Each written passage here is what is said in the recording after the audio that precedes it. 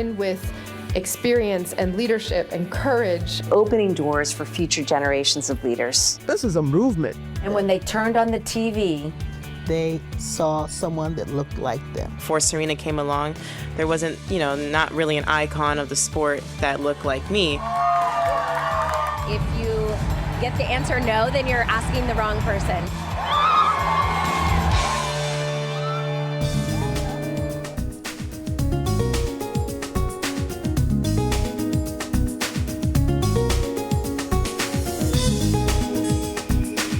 Hello, everyone, and thanks so much for joining us. I'm Jessica Brown. This week on Cityline, celebrating International Women's Day. Empowered women empower women, and one Massachusetts group is on a mission to do just that every day. The Massachusetts Commission on the Status of Women is a state-established body.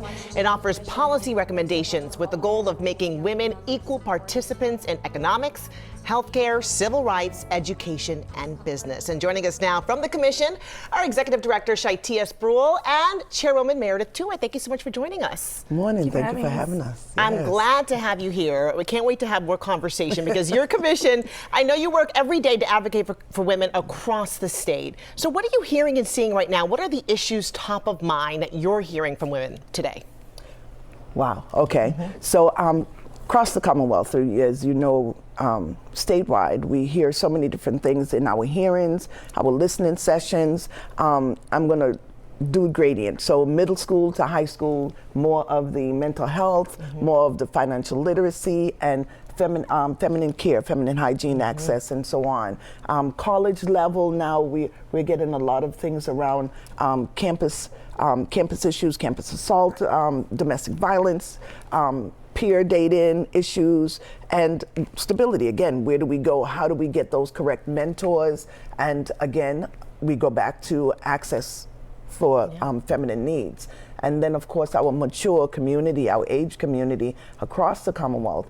It's all about their future, their stability in financials, housing, access to a variety of things. And again, coming back to feminine needs, feminine hygiene, feminine access, healthcare, childcare, elder care, caregiving. Caregiving is something we're hearing more in the past 2 years.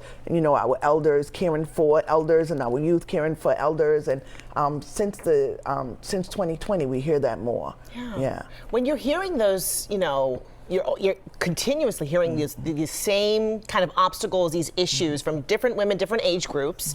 How do you address that, and how do you kind of, walk them through this journey that so many of us experience today? We have a series of programs, and the way that we gather that information is mainly through our hearings, our listening sessions.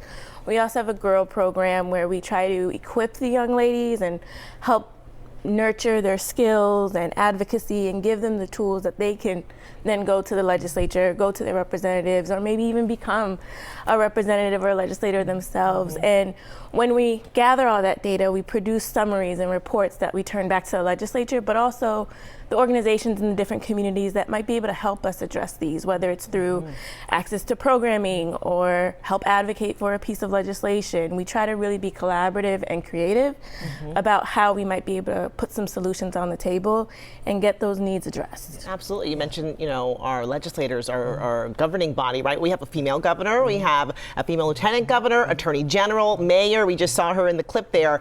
What does this kind of representation mean, and how does this impact women when you hear from women, listening to all of them and seeing them lead? The impact is there. It's a collaboration and a partnership.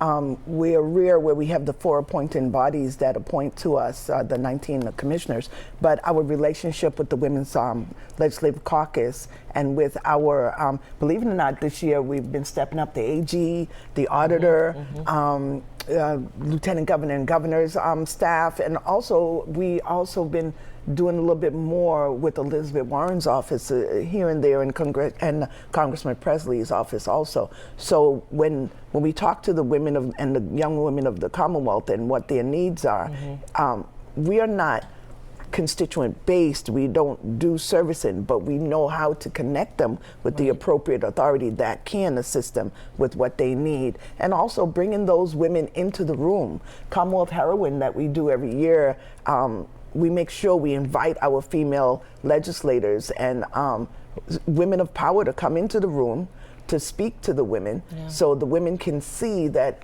yeah, we can get there too, especially the young sisters.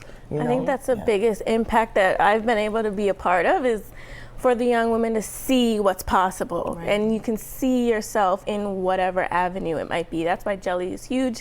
One of my favorites. I love Commonwealth Heroines too, but to be able to be in the space with the next generation and connect them to, you know, the generation of leadership now, so they can see the possibilities. We have so many different leaders at the table for the commission. We have, you know, women in non-traditional fields. We have a CEO of a rigging company out west. We have attorneys. We have healthcare professionals. We have veterans. So for the young ladies to be able to see that in the space and see what could be, I think is a huge, you know, storytelling of our impact. Absolutely. So Girls Empowerment and Leadership Initiative, which is Jelly, is a one-day summit that we do. Last year we did Woods Hole. This year we're doing something else. And part of that, we have 11 regional commissions. Okay. And our 11 regional commissions, 5 of them have girls councils attached. The Athena Council, the Ginsburg Council, Girls Empowerment. So these smaller advisories that attach to our regionals, we also pull them in to be speakers at our Girls Empowerment. So, That's huge. So that's how we kind of get them ready. Yeah, absolutely. You know, I wanted to talk to you a little bit more about the commission's work when it comes to advocating for women through legislative actions, right? So what are some of the legislative priorities right now? For the commission right now, we're focused on representation. Representation is huge, and there's 2 kind of priorities that we're focusing on at this point. And that is parity on boards, that would encourage gender and racial parity on all public boards and commissions,